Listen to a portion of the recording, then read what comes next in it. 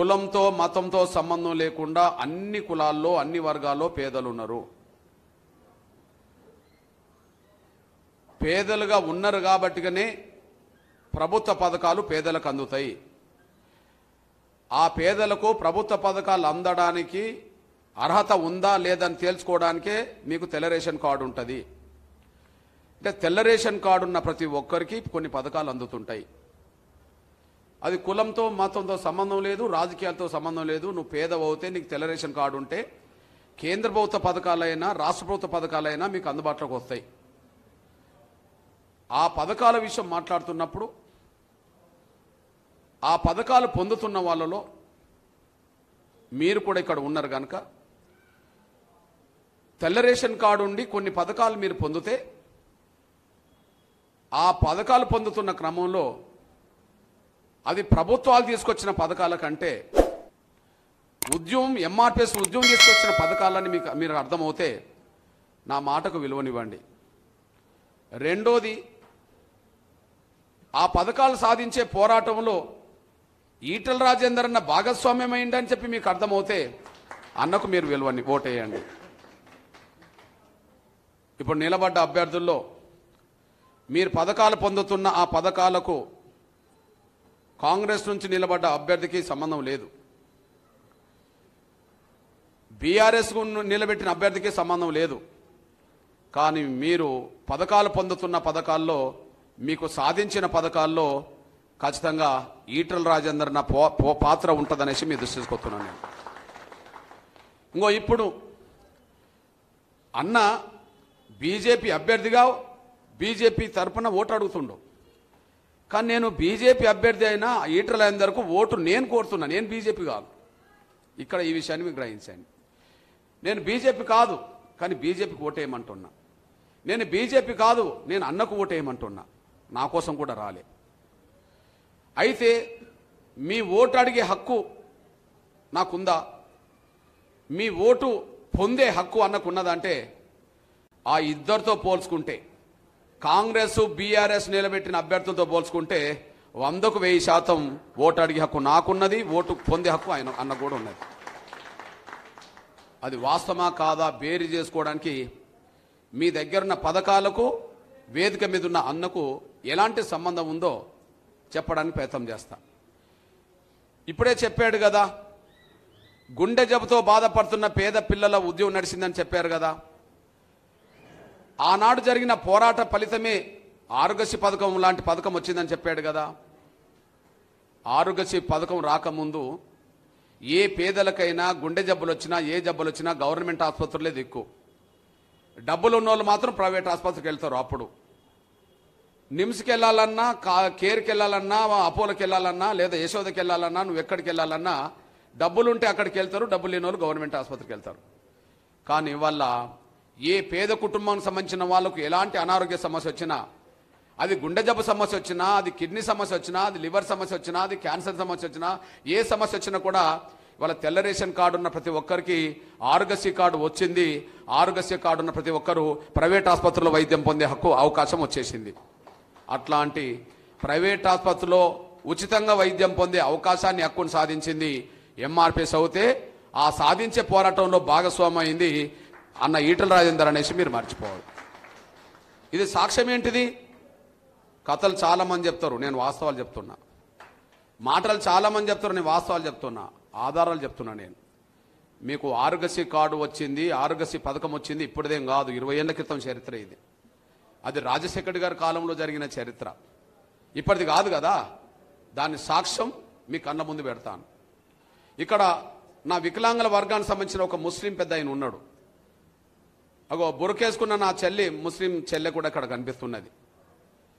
ఒకరోజు 2004లో నేను ఖమ్మం జిల్లా ఒక ఊర్లు తిరుగుతున్నప్పుడు రెబ్బోవర్ అనే ఒక గ్రామంలో ఒక ముస్లిం పేద కుటుంబం నా దగ్గరకు వచ్చి, అన్న మా బిడ్డకు గుండె జబ్బు ఉన్నది, ఆపరేషన్ చేయించే శక్తి మాకు లేదన్నా, ఆపరేషన్ చేయాలంటే 1,40,000 రూపాయలు అడుగుతున్నారన్నా, మా దగ్గర 10 రూపాయలు కూడా లేవన్నా, నువ్వేదన్నా సాయం చేయమని చెప్పింది.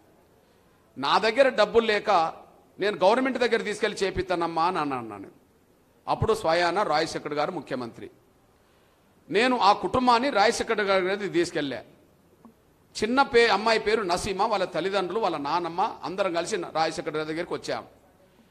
రాజశేఖర్ గారు ముఖ్యమంత్రి అయింది 2004 మే 14. నేను వారం రోజులకే ఈ కుటుంబాన్ని రాజశేఖర్ గారి దగ్గర తీసుకెళ్లే లేకు గెస్ట్ హౌస్లో. అందరినీ కలుస్తూ వస్తూ నన్ను కూడా చూసి నా దగ్గరకు వచ్చిండు. ఏం కృష్ణ, ఇంత జనంలు ఉన్నావు, పబ్లిక్లు ఉన్నావు, నువ్వు లోపల రావచ్చు కదా అన్నాడు. నేను ఒక్కనైతే లోపలికి వచ్చినాను సార్, నలుగురితో కలిసి వచ్చాను కాబట్టి రాలేకపోయాను అని చెప్పా. ఏంటి విషయం అన్నాడు. నాకు మొత్తం తెలిసిన విషయం ఆయనకు చెప్పేశా. ఈ అమ్మాయికి గుండె జబ్బు ఉన్నది, వీళ్ళు తల్లిదండ్రులు, వీళ్ళు పేద కుటుంబం సార్, వాళ్ళది పూరి గుడిసే సార్, నేను వాళ్ళ ఇల్లు చూశాను, నువ్వు ఆపరేషన్ చేయించు అన్న. నేను ఎంత అవుతుంది ఆపరేషన్ ఖర్చు అన్నాడు. 1,40,000 అవుతుందని నేను చెప్పా, ఎస్టిమేషన్ ఇచ్చేసా. ఆయన ఎస్టిమేషన్ చూస్తూనే 25,000 రూపాయలు ఇస్తాను అన్నాడు ఆయన. సార్ 25,000 మీరు ఇస్తే ఇంకా 1,10,000 వరి ఇవ్వాలి అన్న. నేను కన్నోలు పెట్టుకుంటారు కదా అన్నాడు. కన్నోలు పెట్టుకునే స్తోమత ఉంటే నా దగ్గరికి రారు, నేను నీ దగ్గర తీసుకురాను సార్, వాళ్ళకి ఆ శక్తి లేదు సార్, దయచేసి కాపాడు సార్. వీళ్ళ అమ్మాయి, ఈ అమ్మాయి ఒక అమ్మాయి సార్, ఇక కొడుకులు బిడ్డలు లేరు సార్, ఈ అమ్మాయి చచ్చిపోతే వాళ్ళు బతకలేరు సార్, దయచేసి నువ్వు చేయించు అన్న. నేను దానికి ఆయన అన్న మాట ఏంటంటే, కృష్ణ నేను కనుక 25,000 కంటే మించి 1,40,000 నువ్వు అడిగినట్టు ఇస్తే ఈ రాష్ట్రంలో గుండె జబ్బులు ఉన్న వాళ్ళందరూ నా దగ్గరకు వస్తే నేను నా డబ్బు సరిపోదు అన్నాడు. సార్ గుండె జబ్బులు ఉన్నోళ్ళలో, ఏ జబ్బులు ఉన్నోళ్ళలో డబ్బులు ఉన్నోళ్ళు ఉంటారు, డబ్బులు లేని వాళ్ళు ఉంటారు సార్. డబ్బులు ఉన్నోళ్ళు నీ దగ్గర రారు సార్, డబ్బు లేని వాళ్ళు నీ దగ్గరకు వస్తారు, మరి వాళ్ళకి చేయించాల్సిందే కదా సార్ అన్న. నేను నువ్వు అట్లనే చెప్తావు లే కృష్ణ, బడ్జెట్ సరిపోదని చెప్పి వెళ్ళిపోతున్నాడు. నేను బయటకు వచ్చా. ఆ కుటుంబంకి నా దగ్గర 2,000 ఉంటే వాళ్ళ చేతిలో పెట్టా. మళ్ళా పిలిచినప్పుడు రమ్మని నేను చెప్పా, వాళ్ళని ఇంటికి పంపా. నేను ఇంటికి వెళ్ళలే. ఇక అసలు గుండె జబ్బుతో బాధపడుతున్న పేదలు ఎంతమంది ఉన్నారో వాళ్ళందరినీ ఒకసారి తీసుకొద్దామని చెప్పి నేను రాష్ట్రం మొత్తం తిరిగిన. నేనుగా తిరిగి ఆగస్టు 7, 2004లో గుండె జబ్బుతో బాధపడుతున్న పేద పిల్లలు వాళ్ళ తల్లిదండ్రులందరితో ఒక మీటింగ్ పెట్టా. అది ఆగస్టు 7, 2004. అగో ఆ వేదిక మీద పరిష్కారం ఏంటి అన్నప్పుడు, గుండె జబ్బుతో బాధపడుతున్న పేదలకు, పేద పిల్లలందరికీ ప్రైవేట్ ఆసుపత్రుల్లో ఉచిత ఆపరేషన్లు గవర్నమెంటే చేయించాలనేది డిమాండ్తో మీటింగ్. అది ఆ మీటింగ్ జరుగుతున్నది. ఇటువైపు పొలిటికల్ లీడర్లు, ఇటువైపు డాక్టర్లు, అటువైపు మీడియా, నా ముందు కూర్చున్న మీలాగానే గుండె జబ్బు పిల్లలు వాళ్ళ తల్లిదండ్రులు. కానీ మీటింగ్ స్టార్ట్ అయిందో లేదో అక్కడనే ఒక బిడ్డ చచ్చిపోయాడు. ఆయన పేరు శోభన్. అది కూడా అన్న నియోజకవర్గానికి సంబంధించిన శనిగరం గ్రామానికి సంబంధించిన కమలపురం మండలం శనిగరం గ్రామానికి సంబంధించిన ఒక బీసీ పెరక బిడ్డ చచ్చిపోయాడు. ఇప్పుడు చెప్పండి, వేలాది మంది చిన్నపిల్లలు ఉన్నారు, అందులో ఒక పిల్లడు అక్కడనే చచ్చిపోయాడు. ఆ పిల్ల శవం తీసుకొచ్చి దీని మీద పెట్టేసిండ్రు, వేదిక మీద ఉంటే ఇట్లనే పెట్టేసిండ్రు. మరి ఏం చేయాలా? అందరూ ఏడవడం మొదలుపెట్టిండ్రు.